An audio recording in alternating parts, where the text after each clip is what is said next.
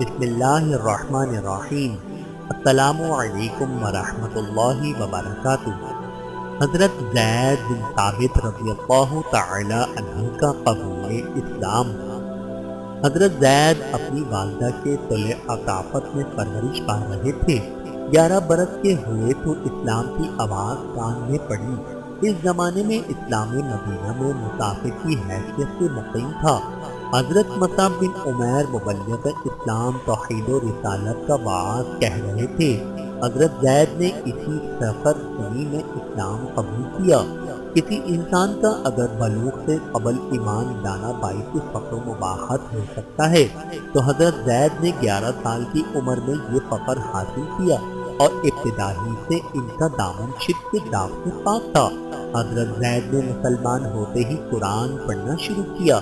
اسی بنا پر لوگ ان کو نہایت عزت کی نظر سے دیکھتے تھے۔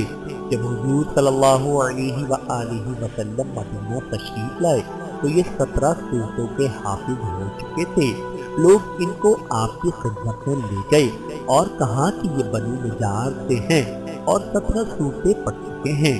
حضور صلی اللہ علیہ وآلہ وسلم سن کر بہت خوش ہوئے اور زید نے قرآن سنایا تو آپ کو بڑا تعجب ہوا۔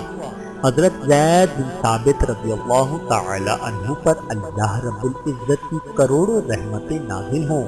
آمین ثم آمین۔